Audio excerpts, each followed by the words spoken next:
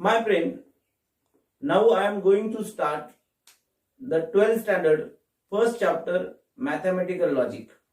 We know that every person have a logic.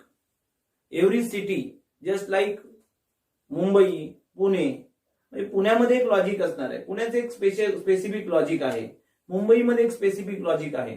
Express हायवेला जर गाडी चालवायचं असेल तर त्या ड्रायव्हरचं एक वेगळं लॉजिक असणार आहे.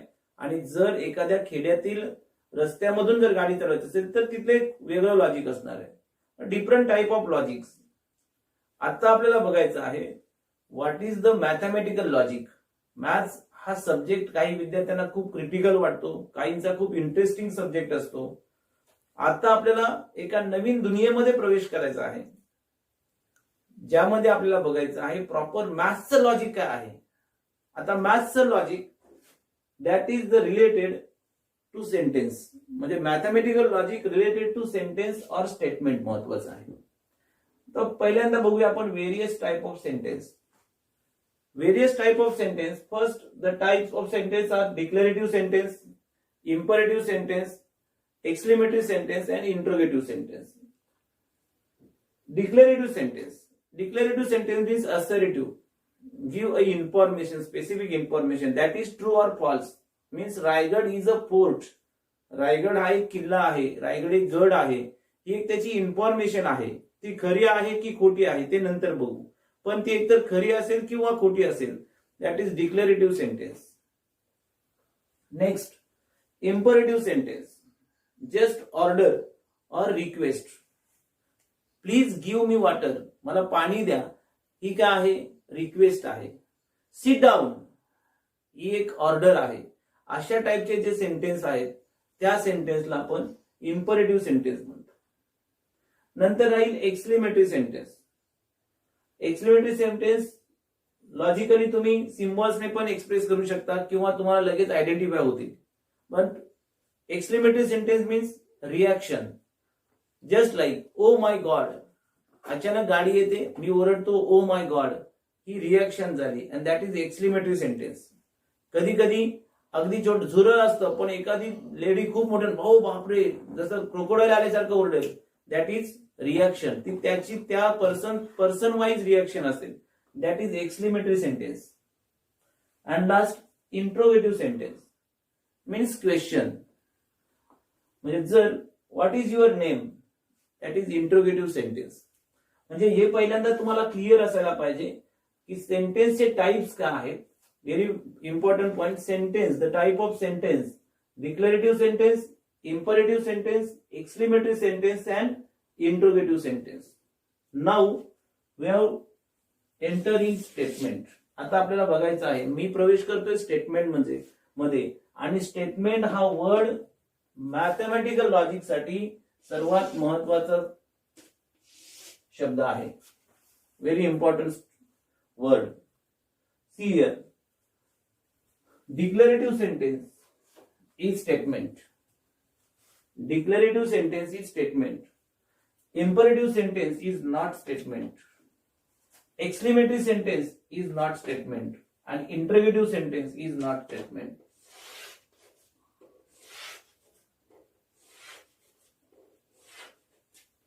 First, type of sentence. What is statement?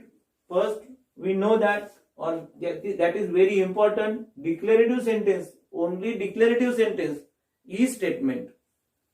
Imperative, exclamatory and interrogative sentence are not statement. Now statement. The definition of statement. पहिल्यांदा आपण समजावून घेणार आहोत the definition of statement. See here, the definition of statement. A declarative sentence, either it is true or false, but not both simultaneously, is called statement. म्हणजे जर एखादं वाक्य एकतर खरं आहे किंवा ते खोटं आहे, म्हणजे एकतर बरोबर आहे किंवा ते चुकीचं आहे, पण दोन्ही गोष्टी एकदाच, म्हणजे बरोबर पण आहे आणि चुकीचं पण आहे, असं कधी असू शकत नाही. अशा वाक्यांना आपण काय म्हणू शकतो, स्टेटमेंट म्हणू शकतो. म्हणजे परत एकदा लक्षात घ्या, a sentence, declarative sentence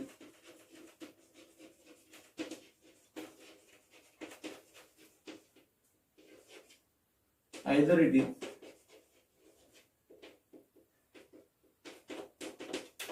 true or false, but not both.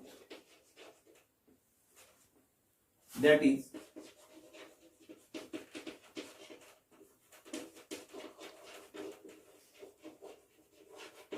statement. Now, statement having value, truth value, true or false, that is truth value. म्हणजे एकतर ते चुकीचं असेल किंवा बरोबर असेल. आयदर इट इज ट्रू, जर ते बरोबर असेल, then the value of statement is true and denoted by capital T.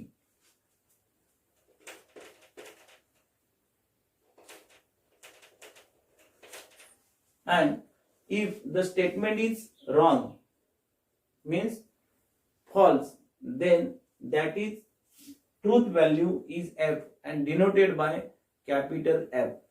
Just like Mumbai is capital of India. Mumbai is capital of India is a statement, कारण तिथे काहीतरी एक particular information दिलेली आहे. But Mumbai is capital of India, this is incorrect statement. हे चुकीचं statement आहे. Because Delhi is capital of India and Mumbai is capital of Maharashtra. मग जर असं चुकीचं स्टेटमेंट असेल, that is false statement. Therefore the truth value of statement is F. Means now sun is a star.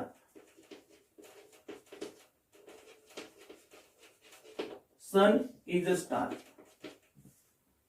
आता सूर्य हा एक तारा आहे. ही एक माहिती आहे आणि ती खरी आहे की खोटी आहे हे आपण डिसाइड करू शकतो. आता या ठिकाणी sun is a star is a statement because that is true. दोन्ही गोष्टी तिथे कन्फ्युजन नाही. सन इज स्टार हे कन्फर्म आहे, फिक्स आहे. आज सुद्धा ते सत्य आहे, उद्याही सत्य असणार आहे आणि कालही सत्य होतं. म्हणजेच ते स्टेटमेंट आहे आणि ते खरं आहे. म्हणून आपण त्याला स्टेटमेंट काय म्हणालो, that is statement and its truth value is true. Means in short T. Next statement और next example. Mumbai is a big city. Mumbai is a big city. Mumbai एक मोठं शहर आहे. कदाचित कोणाला चुकीचं जर वाटत असेल मुंबई खूप छोटं शहर आहे तर ती माहिती चुकीची आहे. पण Mumbai is a big city एक वर्ल्ड वाईज जर पाहिलं, जगामध्ये जर विचार केला तर मुंबई एक मोठं शहर आहे असं त्याला मान्यता आहे आणि ते फिक्स आहे. याचा अर्थ Mumbai is a big city is a statement that is true. Therefore it's truth value is T. म्हणजे अशा प्रकारे तुम्ही पहिल्यांदा ते स्टेटमेंट ट्रू आहे की फॉल्स आहे हे डिसाइड करणार आहात. पहिल्यांदा ते स्टेटमेंट आहे की नाही हे ठरवावं लागणार आहे. For example, what is your name. आता हे स्टेटमेंट बरोबर आहे की चुकीचं आहे यापेक्षा ते डिक्लेरेटिव्ह सेंटेन्स नाही, ते इंट्रोगेटिव्ह सेंटेन्स आहे. तुम्ही मेन्शन करणार आहात this is not declarative sentence, therefore this is not statement directly. How are you, that is interrogative sentence. आपण त्याला प्रश्न विचारतोय तू कसा आहेस, तर आपल्याला ते इंट्रोगेटिव्ह सेंटेन्स आहे म्हणजेच डिक्लेरेटिव्ह सेंटेन्स नाही. त्यामुळे हे स्टेटमेंट असणार नाही. That is not statement mathematically. Second thing, please give me pen. Not statement, कारण तो आपण इम्परेटिव्ह सेंटेन्स आहे. Oh my god, may I coming, हे सर्व वर्ड जे आहेत ते काय आहेत, इम्परेटिव्ह, एक्सक्लेमेटरी आणि इंट्रोगेटिव्ह मध्ये येतात. That is not declarative sentence. म्हणजेच ते स्टेटमेंट असणार नाही. पहिल्यांदा हे डिसाइड करून घ्या what is statement. The given sentence is statement yes or no. हे क्लिअर झाल्याच्या नंतर त्याची ट्रूथ व्हॅल्यू डिसाइड करून घ्या. आणि एकदा तुम्हाला ट्रूथ व्हॅल्यू समजायला लागली की नेक्स्ट पॉइंट मध्ये आपल्याला compound statement, type of compound statement हा काय प्रकार आहे, त्याची पुन्हा ट्रूथ व्हॅल्यू कशा पद्धतीने काढावी लागेल ही आपण पुढच्या लेक्चरमध्ये बघणार आहोत. आज आपण याच ठिकाणी थांबणार आहोत. Best of luck. Ranpise class. यश हमखास.